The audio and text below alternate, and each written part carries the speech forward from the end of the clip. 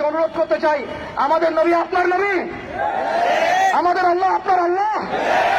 প্রশাসনকে বলতে চাই, আমাদের নবী আপনার নবী, আমাদের আল্লাহ আপনার আল্লাহ। আমরা জনগণকে বলতে চাই, আমাদের আল্লাহ আপনার আল্লাহ, আমাদের নবী আপনার নবী।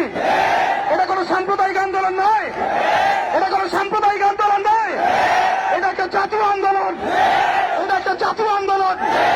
মান সাব্বা নবিয়্যান ফাকতুলুহু, মান সাব্বা নবিয়্যান, মান সাব্বা নবিয়্যান। ওয়া আখিরু দাওয়ানা আলহামদুলিল্লাহি রাব্বিল আলামিন। আসসালামু আলাইকুম ওয়া রাহমাতুল্লাহি ওয়া বারাকাতুহু। সম্মানিত তাওহীদি জনতা, আপনারা সকলেই জানেন যে আমরা কি উদ্দেশ্যে এখানে একত্রিত হয়েছি। আল্লাহ রাব্বুল আলামিনের দরবারে আমরা লাখো কোটি শুকরিয়া জ্ঞাপন করছি যে আল্লাহ রাব্বুল আলামিন আমাদেরকে আরো একবার শাপলা চত্বরে আসার তৌফিক দিয়েছেন। এই শাপলা বাংলাদেশকে ঈমান এবং কুফরের মেরুকরণে বিভক্ত করে ফেলেছে। এই শাপলা বাংলাদেশকে তাওহীদ এবং শিরকের মেরুকরণে বিভক্ত করে ফেলেছে। গত জুমার দিন আমরা এখানে ছিলাম, আমরা কি দাবি উত্থাপন করেছি সেটা আমাদের প্রশাসন সরকার খুব ভালো করেই জানেন। কিন্তু বিগত 7 দিনে আমরা এর বিরুদ্ধে কোন রকম ব্যবস্থা গ্রহণ করতে দেখি নাই।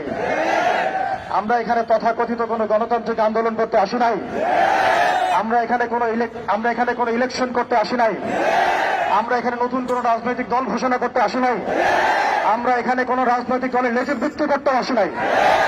আমরা যারা এখানে হাজির হয়েছি একমাত্র আল্লাহ এবং তার রাসূলের মহব্বতে হাজির হয়েছি। আমরা যারা এখানে হাজির হয়েছি শুধুমাত্র এক আল্লাহ এবং তার রাসূলের প্রেমে হাজির হয়েছি। আমরা বাংলাদেশের মধ্যে খেয়াল করে দেখছি, অভ্যুত্থান হচ্ছে, সংবিধান সংস্কার হচ্ছে, নতুন রাজনৈতিক দল গঠন হচ্ছে, ইন্টারনাল অনেক মিটিং হচ্ছে, অনেক মিছিল হচ্ছে, পলিসি মেকিং হচ্ছে, এবং আমরা দেখছি নির্বাচনের প্রস্তুতি চলছে। কিন্তু 16 কোটি বাঙালির, 16 কোটি মুসলিম দেশের, 16 কোটি মুসলিম জনতার এই বাংলার মাটিতে সাতমে রাসূলের বিচারের কোনো ব্যবস্থা গ্রহণ করা হচ্ছে না। তার মানে কি আমরা ধরে নিব যে সাতমে রাসূল এই ইস্যুটি এবং মুরতাদ এই ইস্যুটি, ব্লাসফেমির এই ইস্যুটি আপনাদের কাছে রাজনীতি, অর্থনীতি, সংস্কৃতির চাইতে গৌণ বিষয়? আমরা কি এটা ধরে নিব?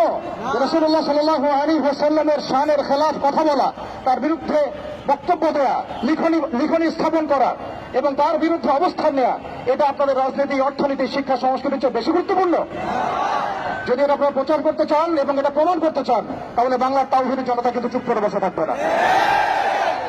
তাওহীদি জনতা, আরেকটা বিষয় আমি স্পষ্ট করতে চাই, সেটা হচ্ছে বাংলাদেশে কেউ হিন্দু হোক আমাদের কোন আপত্তি আছে? কেউ বৌদ্ধ হলে আমাদের কোন আপত্তি আছে? কেউ খ্রিস্টান ধর্মাবলম্বী হলে আমাদের কোন আপত্তি আছে?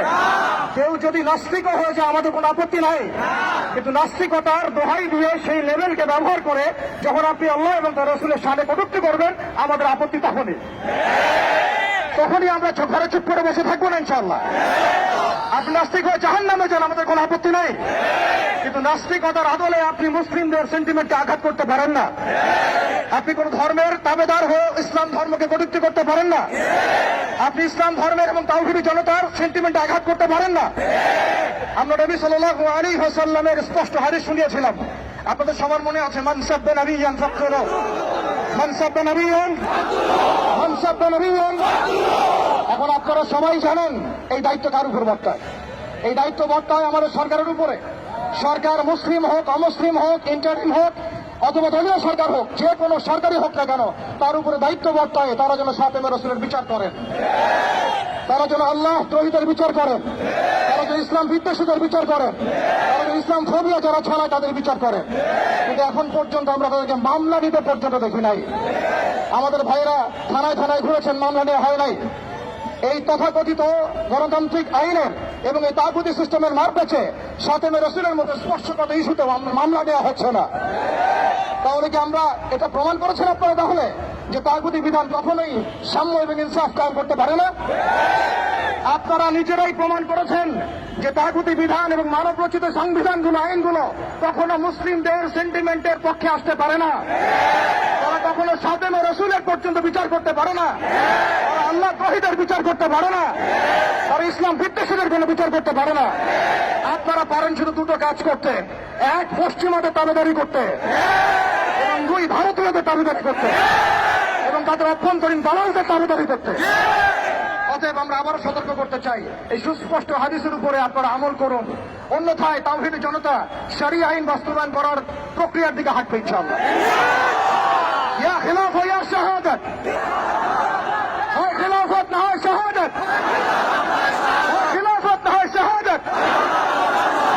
সম্মানিত তাওহীদি জনতা, আমি অল্প কথা শেষ করব। আমরা এই তাগুতি সিস্টেমের কাছে কোন রকমের আবদার করতে এখানে আসি নাই। আমরা তাগুতি সিস্টেমের কাছে আবদার করতে আসি নাই, বরং আমরা অধিকার পেশ করতে এসেছি। এটা আমাদের কোনো দাবি না, বরং মৌলিক অধিকার। আমরা আপনাদের কাছে দাবিনামা পেশ করতে আসি নাই, আমরা আমাদের মৌলিক অধিকার পেশ করতে এসেছি। প্রিয় তাওহীদি জনতা,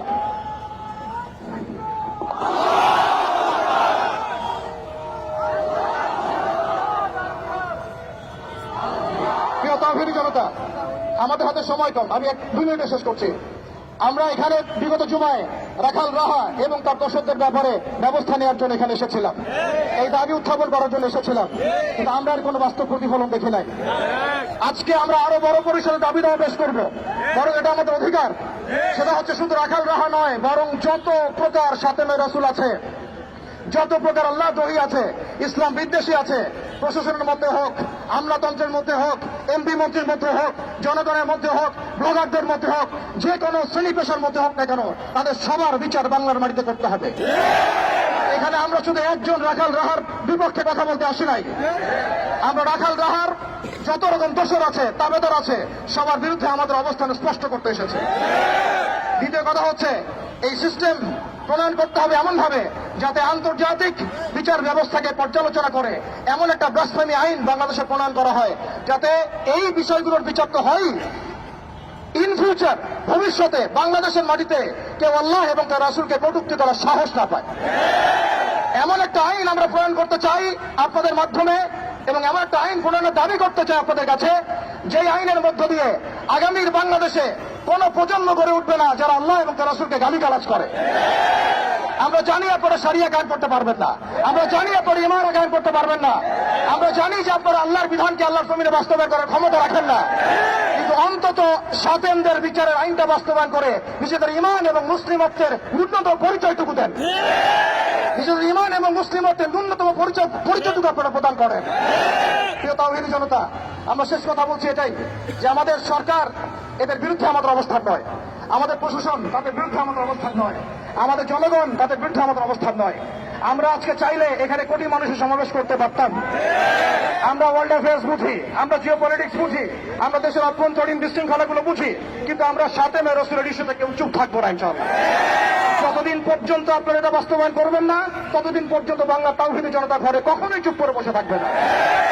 অতএব আমরা সরকারকে অনুরোধ করতে চাই, আমাদের নবী আপনার নবী, আমাদের আল্লাহ আপনার আল্লাহ।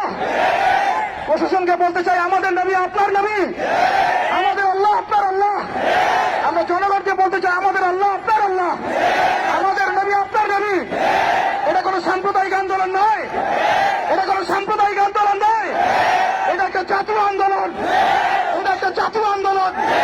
মান সাব্বা নবিয়্যান ফাকতুলুহু, মান সাব্বা নবিয়্যান, মান সাব্বা নবিয়্যান। وآخر دعوانا أن الحمد لله رب العالمين. السلام عليكم ورحمة الله وبركاته.